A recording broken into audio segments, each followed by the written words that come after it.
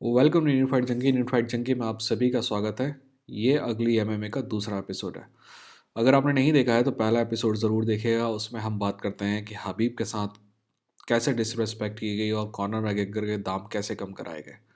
ठीक है, आज हम बात करेंगे इतिहास के पन्ने से एक ऐसे गंदे पन्ने की जिसके बारे में शायद अगर आप मेरे चैनल को बहुत पहले के सब्सक्राइबर हैं तो आपको ज़रूर पता होगा, बट अगर आप नए सब्सक्राइबर हैं तो शायद ना पता हो। देखिए, सोशलिज्म में एक कहावत है कि आप ईमानदारी से काम करें और अगर आप मेहनती हैं तो आप ज़िंदगी के जीने लायक पैसा कमा लेंगे और शायद इतना थोड़ा एक्स्ट्रा कमा लें कि भविष्य के भी काम आ जाए। ठीक है, पर इसी नियम का दूसरा हिस्सा यह है कि जो कहने का मतलब ये है कि सोशलिज्म कहता है कि आप अगर ईमानदारी से काम करें, मेहनत करें तो अमीर भी बन सकते हैं आप। पर जो फटे तक अमीर होता है ना, वो बनना ईमानदारी से मुश्किल है और सिर्फ मेहनत के दम पे भी मुश्किल है। ये जो इतनी ऊंचाई पे, फॉर एग्जांपल, आपके पास $100 मिलियन हैं, $200 मिलियन हैं, $300 मिलियन हैं, ये मेहनत से ज़रूर आए होंगे।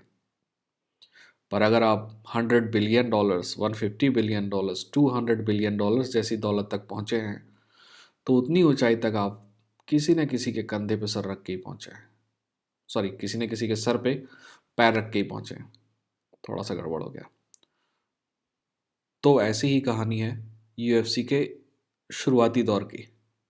ठीक है, इन सब बारों में बातें करेंगे, पर आगे बढ़ने से पहले सब्सक्राइब करके चैनल पे सब्सक्राइब करके बेल आइकन को क्लिक कर दीजिए और अच्छा लगा तो लाइक करिएगा और हो सके तो शेयर कीजिएगा। ठीक है, तो कहानी उस समय की है जब आपको पता होना चाहिए कि यूएफसी हमेशा से डेना वाइट की कंपनी नहीं थी। डेना वाइट और फर्टीडा ब्रदर्स की कंपनी नहीं था। एक काम करते हैं, सबसे पहले आपको बताते हैं कि इस कहानी के किरदार कौन कौन है। इस कहानी का एक किरदार है वेगस एथलेटिक्स कमीशन। दूसरा किरदार है वेगस गेमिंग कमीशन। तीसरा किरदार है SEG, semaphore entertainment group. SEG इसलिए इंपॉर्टेंट है क्योंकि उस समय यूएफसी जो है एसईजी के अंतर्गत आती थी, एसईजी के अंतर ही थी। एक और किरदार है, वो है एक ग्रुप जिसके अंदर फर्टीडा ब्रदर्स हैं, बट फर्टीडा ब्रदर्स में हम सिर्फ लोरेंजो को जानते हैं और लोरेंजो ने ही यूएफसी में ध्यान दिया क्योंकि जो दूसरा फर्टीडा था वो अपना कैसीनो का एम्पायर चला रहा था। तो एक ये ग्रुप है लोरेंजो फर्टीडा, ओ सॉरी, फर्टीडा ब्रदर्स दोनों भाई और डिना वाइट। इस ग्रुप को हम कहेंगे जूफा। और इसके अलावा कोई किरदार है? हाँ, इसके अलावा सिर्फ देखने वाले हैं।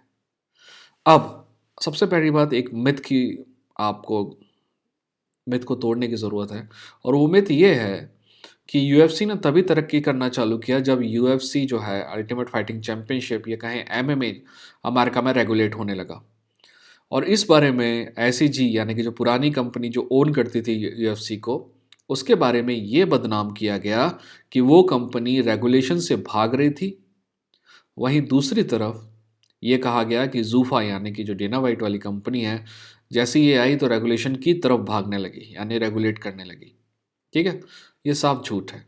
वो कंपनी भी रेगुलेशन, अमेरिका में 49 में से एक स्टेट में तो उन्होंने सफलता हासिल कर ली थी और उसी स्टेट में उनके ज़्यादातर पेपर व्यू हो रहे थे। ठीक है, कभी हम इस बारे में भी बात करेंगे कि आखिर क्या हुआ था कि यूएफसी एक्चुअली जब शुरू हुआ तो बहुत ज़्यादा सफल था, पेपर भी अच्छे बिक रहे थे, पर उसके बाद जॉन मैकेन की उस पर नज़र पड़ी और जैसे कि उस आदमी की जिस भी चीज़ पर नज़र पड़ती है वो मुरझा जाती है। क्या, जॉन मैकेन के बारे में बात नहीं करना चाहूँगा मैं। तो ठीक यूएफसी के साथ ही वैसे ही हुआ। तो धीरे धीरे करके यूएफसी लगभग लगभग पूरे के पूरे अमेरिका में बैन हो गई। अब अमेरिका में जैसे कि इंडिया में क्या होता है कि एक एथलेटिक्स एसोसिएशन होती है। ठीक है, चाहे वो क्रिकेट हो, क्रिकेट के लिए बीसीसीआई है, वैसे ही आईसीए है, राइट, आईएचए है, इंडियन हॉकी एसोसिएशन। बहुत सारी एजेंसी हैं जो नेशनल तौर पे रेगुलेशंस करती हैं। अमेरिका में हर स्टेट की इंडिपेंडेंट एथलेटिक्स कमीशन होता है। तो अगर आपको वेगस में कोई शो करना है, और वेगस में शो करना इसलिए इंपॉर्टेंट है, नंबर वन, वेगस दुनिया का फाइट कैपिटल है। सारी बॉक्सिंग की बड़ी फाइट वेगस में ही होती थी और आज भी होती हैं। आज भी देखेंगे आप, एमएमए की सबसे बड़ी फाइट वेगस में होती है। तो वेगस का जो एथलेटिक्स कमीशन थे, अगर वो किसी को रिकग्नाइज कर ले, किसी खेल को, और उसकी रेगुलेशन कर दे, तो क्या होगा? तो ये होगा कि बाकी सारे दूसरे कमीशन है ना, चाहे वो मतलब वेगस बोले तो नेवाडा जो है स्टेट, वहाँ का जो एथलेटिक्स कमीशन है, अगर वो करेगा तो बाकी सारे स्टेट धीरे धीरे फॉलो सूट करेंगे, चाहे वो न्यूयॉर्क हो, चाहे वो कैलिफोर्निया हो, मोंटाना हो, दुनिया भर के स्टेट हो अमेरिका में। और जब अमेरिका में हो जाएगा तो पूरी दुनिया उसको कॉपी करेगी। ठीक, सिंपल। अब अब कहानी के उस दौर पे आते हैं जहाँ पे एसईजी बहुत कमज़ोर स्थिति में है। एसईजी लगातार लॉस उठा रही है और एसईजी दो काम एक साथ कर रही है। नंबर वन, वो रेगुलेशन के लिए लगातार लोगों से संपर्क कर रही है कि हमको रेगुलेट करें और हमको अप्रूवल दें आप एथलेटिक्स कमीशन वाले नवेडा के। तो एक तरफ वो ये काम करें, दूसरी तरफ वो उन ग्राहकों को भी ढूंढ रही है, उन लोगों को भी ढूंढ रही है जो एसईजी को खरीद सकें। लॉजिक बहुत सिंपल है। लॉजिक है कि अगर रेगुलेट हो जाती है तो फिर all of a sudden pay per view बिकने लगेगा, क्योंकि उस समय भी चक लिडेल और टीटो ऑर्टिज जैसे स्टार आ गए थे और केन सैमरॉक तो था ही। बड़े बड़े पेपर व्यू इवेंट तब भी हो सकते थे। तो अगर रेगुलेट हो जाते हैं, आपको अप्रूवल मिल जाता है वेगस में फाइट कराने का, तो कोई दिक्कत नहीं है, आपका बिजनेस ऑलरेडी रेड से ग्रीन पे आ जाएगा और फ़ायदा कमाने लगेगा। पर अगर अप्रूवल नहीं मिलता है तो